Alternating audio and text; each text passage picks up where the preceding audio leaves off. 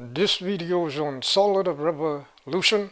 I have this yellow region right here, and I'm going to revolve it about the line x equal to 3. So this vertical line right here, and we get a solid, inner solid that looks like this. And so in this video, I'm going to show how to find the volume of this solid without using the definite integral. And we're just going to calculate this limit quantity right here. And here's the yellow region again. It's bounded above by the line y equal to 4, and then on the left side here is the line x equal to 0, and the curve here is the curve y equal to x squared, and the axis of revolution here is x equal to 3.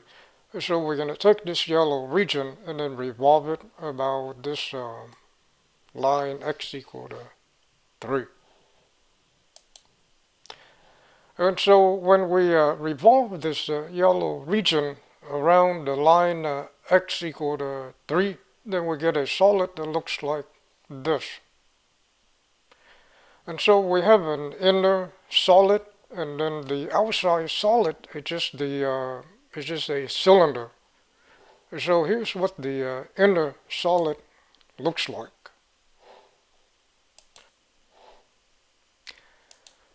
And so to find the volume of the solid, of this solid of revolution, what we can do is find the volume of the inner solid, and then find the volume of the cylinder, which is the outer solid, and then subtract, and then that will give us the volume of the solid between the inner solid and the outer solid. So here's the inner solid again. So just like before, to find the volume of this solid here, we would divide it into many slices, and then find the volumes of these slices, and then add them all together. So here's one of the slice, and so this is one of the slices for this inner solid of revolution. So now let's go find the volume of this ith. Let's call this slice right here, let's call it the ith slice. And so notice that this point right here, this is the curve y equal to x squared, and then this is the line y equal to 4. And so notice that when y is 4, x is 2. This point right here is x equal to 2 and y equal to 4. And since the axis of revolution, which is x equal to 3, is parallel to the y-axis, meaning it's vertical, then we need to go ahead and solve the equation y equal to x squared for x. And so taking the square root of both sides, then we get x equal to the square root of y. And so let's rewrite this equation right here. Let's rewrite it as f of y equal to the square root of y. So the function right here is f of y equal to the square root of y. To find the volume of this inner solid of revolution, what I'm going to do now is I'm going to divide the interval from 0 to 4 into n number of sub-intervals. And for now, let's go ahead and make all the sub-intervals the same length, and then in a few minutes we're going to make them of different lengths. And so the interval from 0 to 4, so let's call the first value here, call it y sub 0, and then y sub 1, y sub 2, and so on. And then eventually we'll get to the ith interval, and this would be y sub I minus 1 and y sub I. And then when we get to 4, that's when we have y sub n. And so this ith disk right here, it comes from this ith interval right here. And so right here, this bottom, the bottom of this disk right here would be at a height of y sub I minus 1, and then the top of this disk would be the at a height from the x-axis at the height of y sub I. So the thickness of this disk is y sub I minus 1. And so if we have 4 subintervals, then the thickness of this disk right here, disk, would be 1, because it's 4 minus 0 divided by 4, which is 1. But if we have 40 subintervals, then the thickness of this disk would be 0.1, which is 4 over 40. So in general, if if all disks have the same thickness, then the thickness of each slice is 4 over n. So let's call it delta y, for the thickness of each slice. And now let's find the volume of this ith disk. And so this ith disk comes from this ith interval right here. The bottom of this ith disk, the distance from the bottom of the ith disk to the x-axis is y sub I minus 1. The top of this disk, the distance from the top of this disk to the x-axis is y sub I. So this is y sub I right here. So the distance from here, from the y-axis to the graph, would be f of y sub I, where f of y is the square root of y. And so the radius of this ith disk will be 3 minus f of y sub I. So from here to here is f of y sub I, from here to here is 3. And therefore the radius of this disk will be 3 minus f of y sub I. But f of y is the square root of y, and so we get 3 minus the square root of y sub I. And so the volume of the ith disk will be pi times the square of the radius times the height. And the radius is 3 minus the square root of y. And the height, which is the thickness of the disk right here, and earlier we denoted as delta y. So the volume of this ith disk is pi times 3 minus the square root of y sub I times squared times delta y. Now if we slice this solid of revolution here into n slices, then the volumes of the n slices will look like this. This is volume of slice number 1, number 2, and the n volume of the nth slice. And then using summation notation, we have I running from 1 to n with the expression pi times 3 minus the square root of y sub I squared times delta y. Once again, this is the thickness of each slice, and then this is the radius of the ith slice. And then to simplify this part here, we get 9 minus 6 times the square root of y sub I plus y sub I.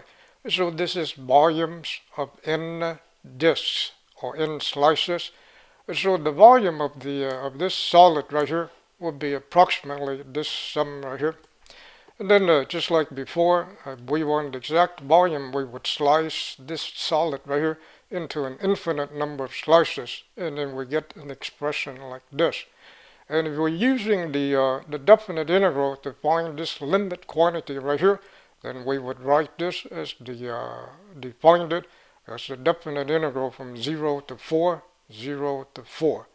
And then with the expression pi, and then 9 minus 6 square root of y plus y, and then dy.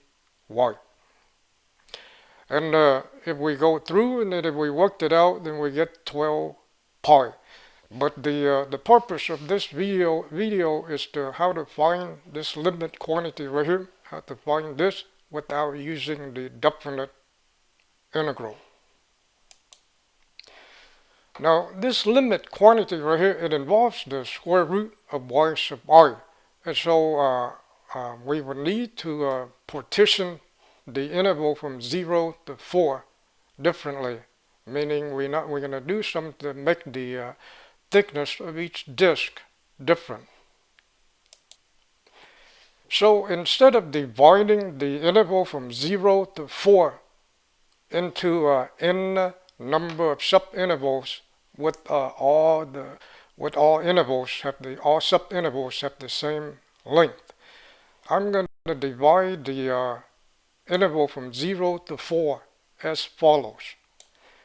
And so let y sub 0, meaning right here, be 4 times 0 squared over n squared. N is the number of subinterval. Y sub 1 is 4 times 1 squared over n squared. And by the way, this 4 here, this comes from this 4. And then y sub 2 is 4 times 2 squared over n squared. And then when we get to y sub n, which is 4 times n squared over n squared, which is 4. So the y sub 0 is 0 and y sub n is 4. And so here's an example. So when n is 10, meaning if we divide the subinterval from 0 to 4 into 10 subintervals, then y sub 0 would be 0, y sub 1 would be 4 over 100, y sub 2 would be 16 over 100, y sub 3 be 36 over 100, and y sub 4 is 64 over 100, and y sub 10 would be 4. And so in general, y sub I would be 4 times I squared over n squared. And so we can see that when we divide the interval from 0 to 4 like this, and then the length of each subinterval is different. So meaning the disk or the slices right here, they are going to have different thickness. And so the thickness of the first slice would be y sub 1 minus y sub 0, and we get 4 times 1 squared over n squared. And the thickness of the second slice would be 4 over n squared times 2 squared minus 1 squared. The thickness of the third slice would be 4 over n squared times 3 squared minus 2 squared. So in general, the thickness of the ith slice would be ai over n squared minus 4 over n squared. And so the volume of this ith disk here is going to be pi times 3 minus the square root of y sub I squared times delta y sub I. And notice once again that the thickness, the disk all have different thickness. And so that's why we have to have the subscript I right here. And once again, if we divide the solid right here into n slices, then the volumes of the n slices would look like this. This would be the volume of the first slice. Here's thickness of the first slice. Here's radius of first slice. And then this would be volume of the second slice, thickness of second slice, and radius of second slice. Here's the volume of the nth slice. And then using summation notation, we would get the I running from 1 to n, pi times 3 minus the square root of y sub I squared times delta y sub I. And this is the thickness of the ith disk. And then simplify, we get 9 pi times 9 minus 6 square root of y sub I plus y sub I times delta y sub I.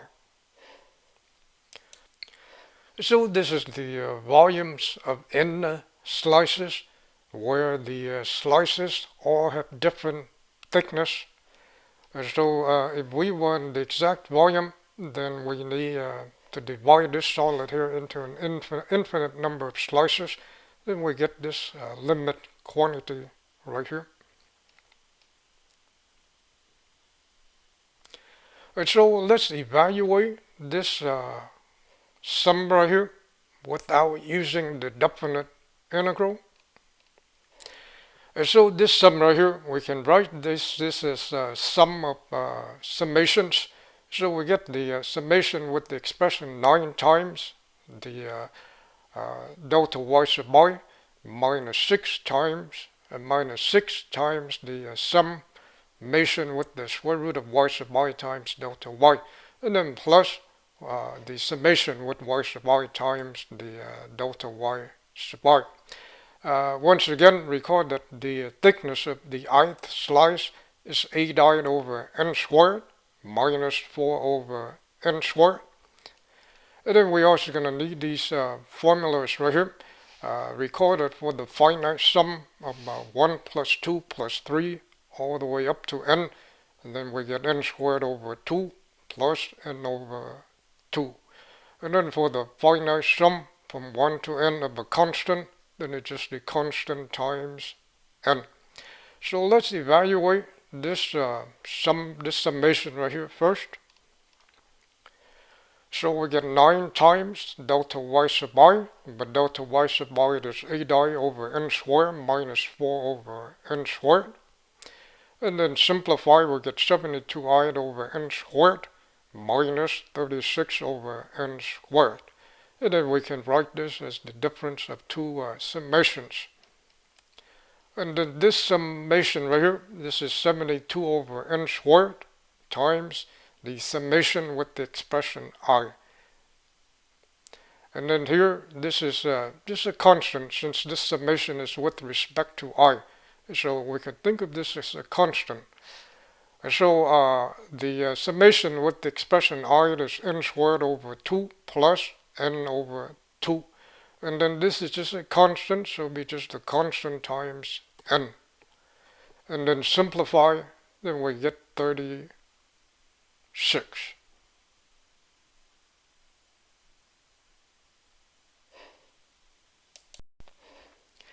And so we have found that this right here, this is 36. And now let's go find this sum right here. And so we're going to find the value of this sum right here. So once again, recall that y sub I is 4i squared over n squared. And then the thickness of each slice is a divided over n squared minus 4 over n squared. And then we also going to need this formula right here. So we have the finite sum of 1 squared plus 2 squared all the way up to n squared. That is n to the third over 3 plus n squared over 2 plus n over 6. And so the square root of y sub I is the square root of 4i squared over n squared, and then delta y sub I is a divided over n squared minus 4 over n squared. And of course this becomes 2i over n. And right here, this is the reason why in the beginning we have to partition the interval from 0 to 4 using the formula y sub I equal to 4i squared over n squared, so that we end up without the square root here. And then simplify here, we get 16i squared over n to the third minus a divided over n to the third. And then we can rewrite this as the difference of two summations. So right here we get 96 over n to the third times the summation with the expression I squared. And then right here we get 48 over n to the third times the summation with the expression I. But this summation right here is n to the third over 3 plus n squared over 2 plus n over 6. And then this one is n squared over 2 plus n over 2. And then simplify, we get this expression right here, we get this sum right here.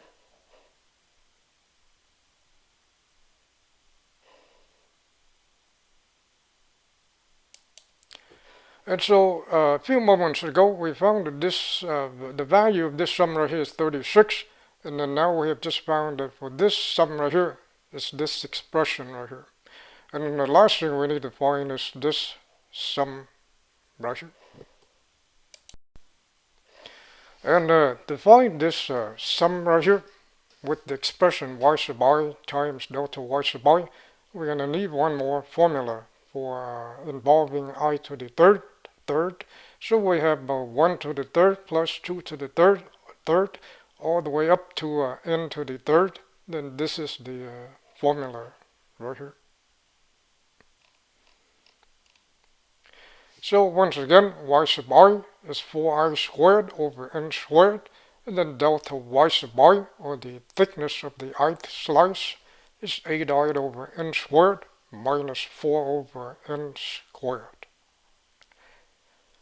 And then simplify, we get 32i to the third over n to the fourth minus 16i squared over n to the fourth. And this becomes the difference of these two summations right here. And this will be 32 over n to the fourth times the summation with I to the third. And this will be 16 over n to the fourth times the summation with I squared. And then this sum right here is 1/4 n to the fourth plus 1/2 n to the third plus 1/4 n squared. And then the sum with the summation with the I squared is n to the third over 3 plus n squared over 2 plus n over 6. And then simplify everything, then we end up with this.